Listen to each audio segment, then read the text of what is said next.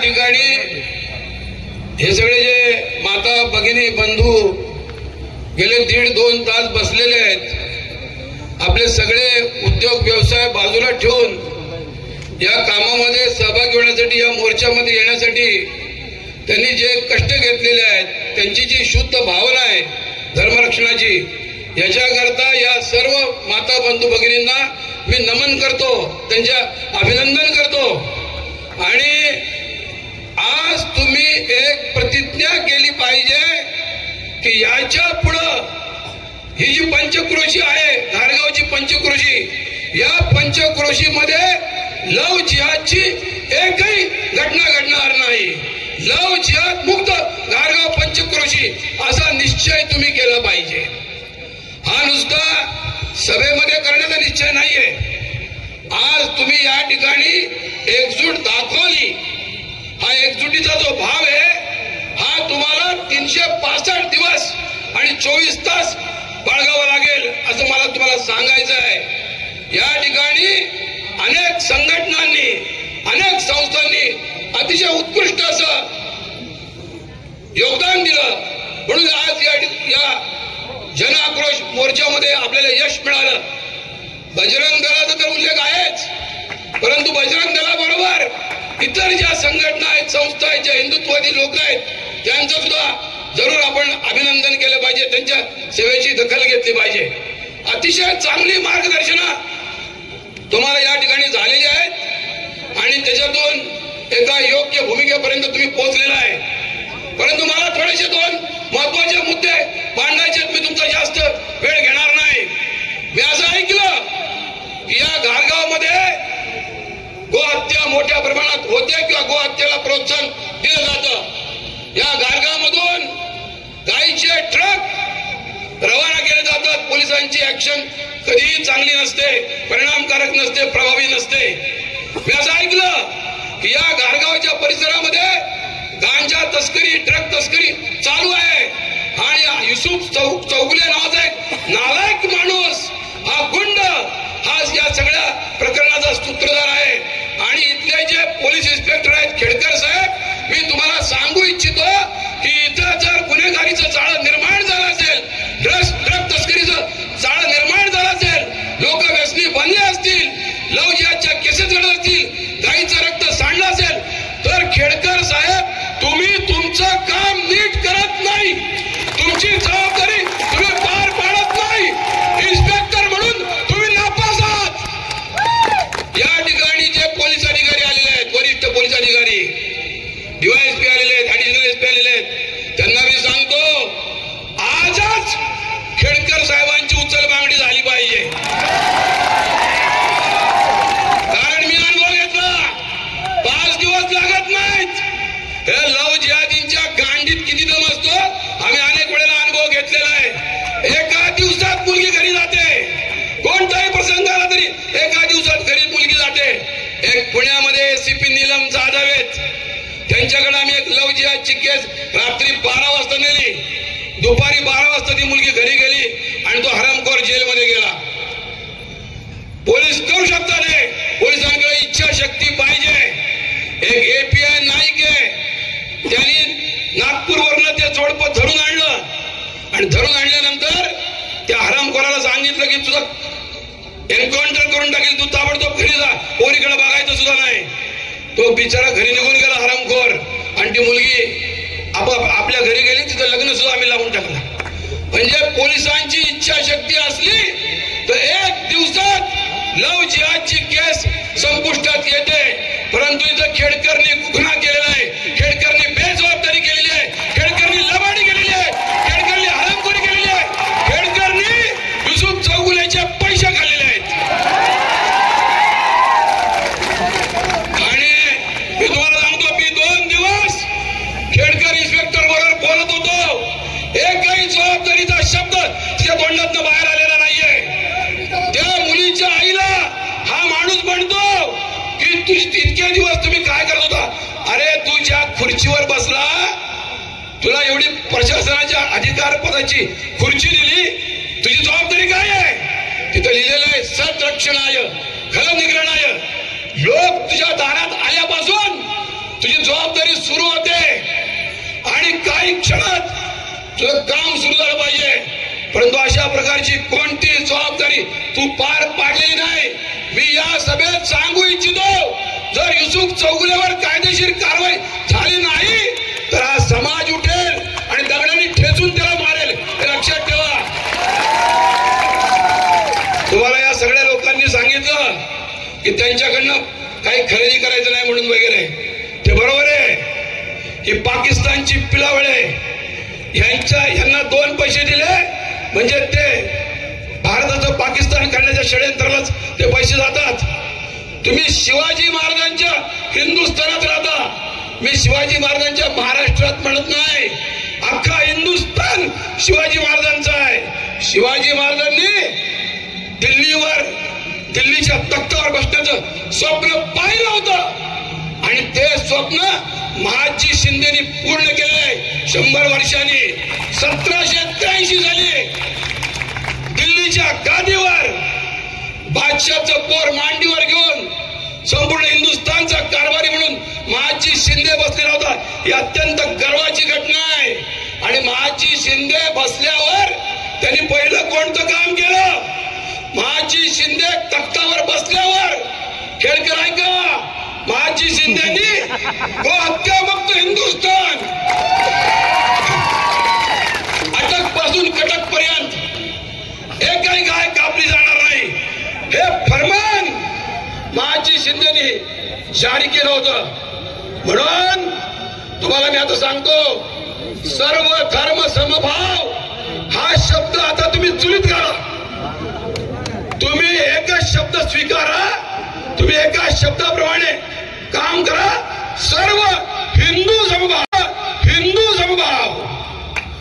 हिंदू कोणत्याही जातीचा असू दे, साळी असू दे, माळी असू दे, कोळी असू दे, महार असू दे, चांभार असू दे, मांग असू दे, ब्राह्मण असू दे, तेली असू दे, तो माझा सख्खा भाऊ आहे, तो भारत मातेचा पुजारी आहे, तो जगदंबेचा भक्त आहे. ही भावना मनात ठेवा.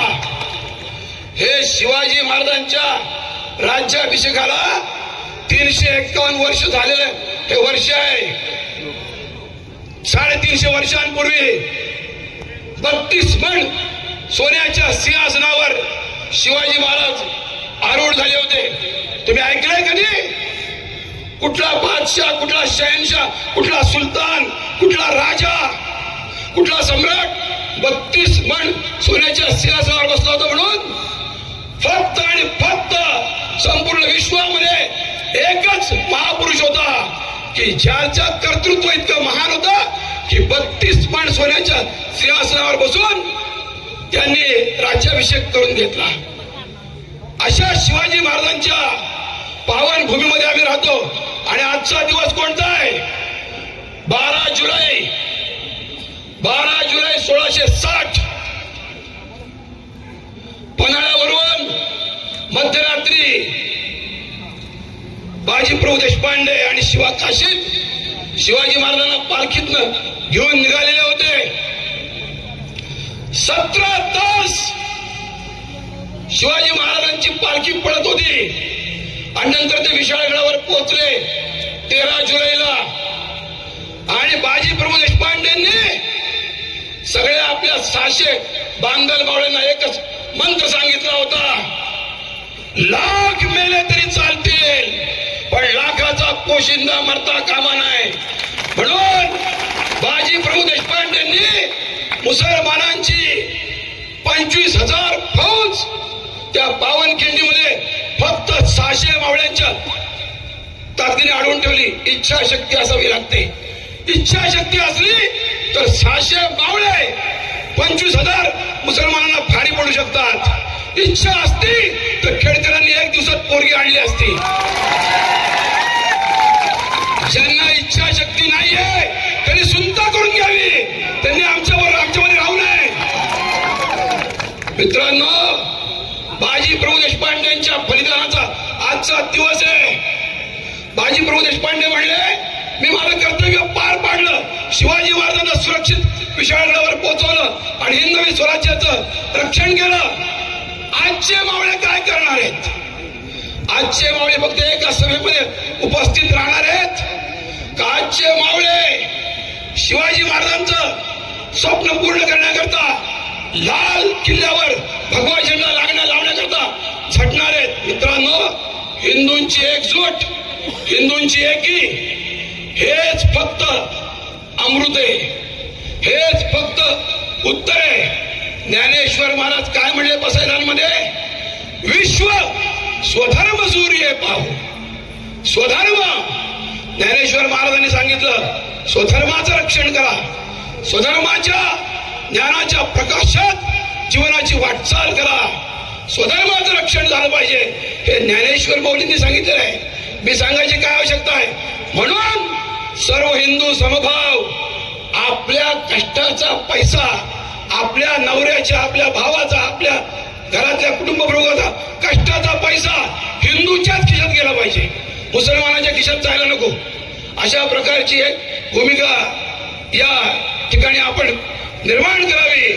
जर आपण आर्थिक बहिष्कार टाकला तर त्यांचं एक दिवस जीवन चालू शकणार नाही, हे लक्षात ठेवा. आज तुम्ही या ठिकाणी आलात, हे घारगाव पंचक्रोशीतले सगळे नागरिक त्यांनी इतकं अभिनंदनीय काम केलेलं आहे की तुम्हाला सांगण्याची एक शेवटची गोष्ट आहे ती सांगतो आणि मी थांबतो, कारण तुमच्या पाठीला आता कळ लागली असेल. बराच वेळ मी बोललोय, कानाला पण त्रास झाला असेल, बरेच शिवाय तुम्ही ऐकले असतील. पण मित्रांनो, अलाहाबाद हायकोर्टाने 5 दिवसांपूर्वी निकाल दिलेला आहे, कोर्टाने निकाल दिलाय. कोर्ट काय म्हणतं? भारताला धर्मांतर परवडणार नाही, भारतात धर्मांतर होता कामा नाही. भारतात जर धर्मांतर झालं तर या ठिकाणी हिंदूंची लोकसंख्या कमी होईल, बहुसंख्याक लोकांचं संख्याबळ कमी होईल आणि हिंदूंची लोकसंख्या कमी झाली तर भारतामध्ये स्वातंत्र्य राहणार नाही, लोकशाही राहणार नाही, भारताचा इराण होईल. इराणमध्ये तिथल्या सत्ताधीशांना विरोध केला म्हणून 500 तरुण मुलांना 6 महिन्यापूर्वी फाशी दिलं होतं, हे लक्षात ठेवा. असा तो इराण आहे. भारताचं सार्वभौमत्व, भारताची एक वेगळी ओळख, या संपूर्ण जगामध्ये भारताची ओळख काय आहे? अमेरिकेची ओळख अशी आहे की अमेरिका जगामध्ये 2 देशांना लढवत ठेवतो आणि शस्त्रास्त्रांचा व्यापार करून पैसे कमावतो. चीनची ओळख अशी आहे की चीन करोना निर्माण करतो. पाकिस्तानची ओळख अशी आहे, पाकिस्तान दहशतवादी निर्माण करतो. परंतु भारताची ओळख अशी आहे की भारत करोनाची लस लोकांना देतो, लोकांना रोगमुक्त करतो. म्हणून आमच्या पंतप्रधानांच्या पाया पडायला इतर देशांचे राष्ट्रप्रमुख सुद्धा येतात. नरेंद्र मोदींचं काम किती महान आहे. ज्या रशियामध्ये लाल बहादूर शास्त्रींचा संशयास्पद मृत्यू झाला, आमच्या पंतप्रधानांचा 1965 साली संशयास्पद मृत्यू त्या ठिकाणी झाला, त्या ठिकाणी त्या देशाचा सर्वोच्च पुरस्कार नरेंद्र मोदींना देण्यात आला. म्हणजे जगाच्या सगळ्या वातावरणामध्ये फरक झालेला आहे. तुम्ही सगळ्यांनी सुद्धा शिवाजी महाराजांचे मावळे म्हणून तुमची जबाबदारी पार पाडायला पाहिजे. आर्थिक बहिष्काराची भूमिका तुम्ही घेतली पाहिजे. युसुफ चौगुलेला जिवंत ठेवायचं नाही, हा संकल्प तुम्ही केला पाहिजे. सर्व धर्म समभाव तुम्ही चुलीत टाकला पाहिजे आणि सर्व हिंदू समभाव बाळगला पाहिजे. मला असं कळलेलं आहे की त्या मुसलमान मुलांनी ज्याने आमच्या मुलीला बिघडवलं, त्यांनी पोलीस स्टेशनमध्ये जातीवाचक उल्लेख करून चांभारणे अशी शिवी आमच्या मुलीच्या नातेवाईकांना दिलेली आहे.